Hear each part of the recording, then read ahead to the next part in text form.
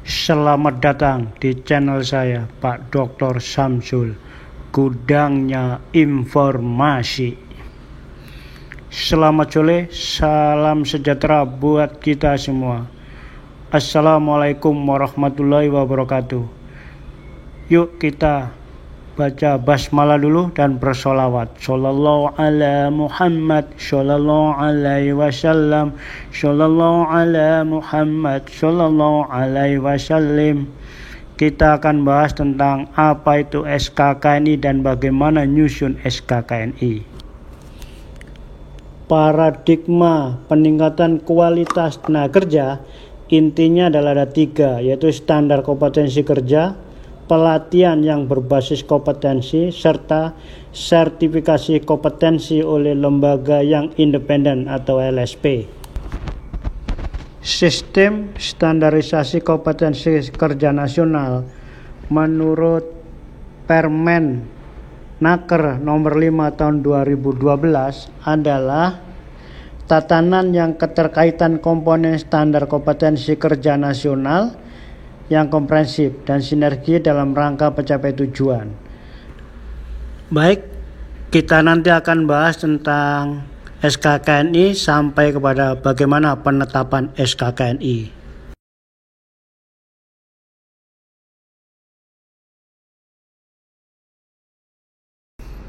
Berbicara SKKNI, kita harus juga membahas tentang bagaimana pengembangan SKKNI, bagaimana menyusun rencana induk SKKNI, bagaimana penerapan SKKNI, serta harmonisasi SKKNI dan kaji ulang SKKNI, serta pelatihan yang terkait dengan SKKNI. Kemudian juga kita harus melihat regional model kompetensi standar yang sering disingkat RCS, apa itu, dan sebagainya. Itu yang akan kita bahas nantinya, termasuk apa itu komite standar kompetensi, kemudian lembaga akreditasi pelatihan kerja, kemudian juga tentang instansi pembina sektor lapangan kerja atau instansi teknis.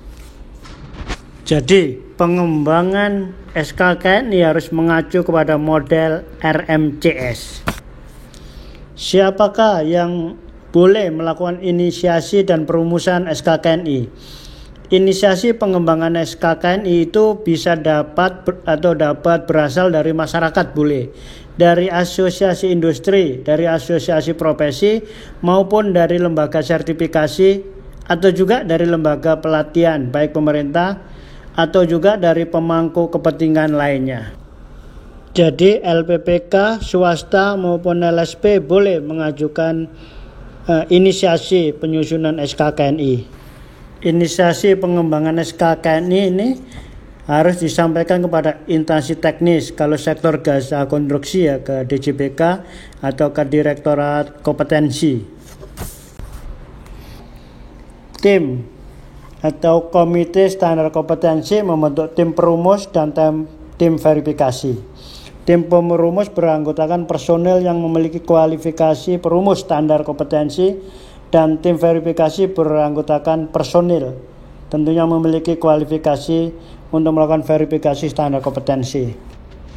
Jadi validasi rancangan SKKN yang telah disusun tadi itu harus divalidasi melalui prakompetensi yang melibatkan pemangku kepentingan secara selektif sesuai dengan sektor atau kelompok usaha tertentu. RSKK ini tadi nanti akan dibakukan melalui Kompensi Nasional Rancangan SKKNI. Kompensi nasional ini melibatkan pemangku kepentingan secara luas yang menjamin tercapainya konsensus secara nasional. Prakompensi rancangan SKKNI sebagaimana dimaksud saya di atas tadi, dan kompensi nasional rancangan SKKNI sebagaimana saya maksud tadi dilaksanakan oleh komite standar kompetensi. Jadi SKKNI tadi yang telah ditetapkan menjadi SKKNI itu ditetapkan melalui surat keputusan Menteri Naker. Penerapannya dilakukan oleh instansi teknis yang mengusulkan. Jadi penetapan pemberlakuannya oleh Kementerian PU kalau di sektor konstruksi. SKKN tadi disusun dalam kemasan kualifikasi nasional Indonesia atau Kopassi, atau juga dalam jabatan nasional klaster kompetensi atau unit kompetensi. Penerapan SKKNI, pedoman penerapan SKKNI dalam kaitannya dengan akreditasi lembaga pelatihan disusun oleh LAPK. Pedoman penerapan SKKNI dalam kaitannya dengan pengembangan program pelatihan disusun oleh instansi teknis. Sedangkan dalam rangka pengembangan skema sertifikasi kompetensi diterapkan untuk asesmen kompetensi, surveillance pemegang sertifikat kompetensi, dan juga dalam rangka penyusunan kemasan kualifikasi nasional Indonesia. SKK ini perlu dikaji ulang karena ada perubahan dan perkembangan ilmu pengetahuan dan teknologi, perubahan cara kerja dan perubahan lingkungan kerja serta persyaratan kerja. Kaji ulang SKKNI dilakukan oleh Komite Standar Kompetensi sesuai sektor atau lapangan kerja paling lama 5 tahun. Kaji ulang SKKNI ini untuk keperluan perubahan SKKNI. Baik, kita akan sedikit bahas tentang tata cara penetapan standar kompetensi kerja nasional Indonesia sesuai dengan Permenaker nomor 8 tahun 2012.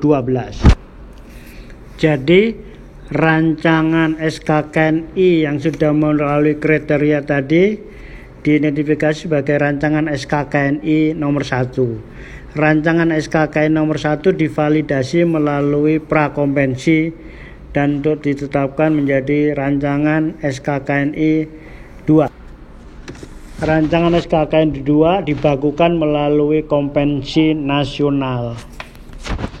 Rancangan SKKN 3 yang diusulkan oleh instansi teknis sebagaimana saya sebutkan tadi difinalisasi oleh Direktorat Standarisasi Kompetensi dan Program Pelatihan Kementerian Tenaga Kerja paling lama 15 hari sejak diterima dari instansi teknis.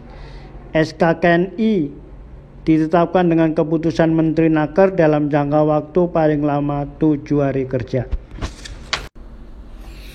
Baik, itu tadi prolog tentang SKKNI. Berikutnya nanti akan kita bahas tentang tata cara penulisan standar kompetensi kerja Indonesia dan juga tata cara pemetaan kompetensi. Ikuti terus di channel saya. Jangan lupa subscribe and like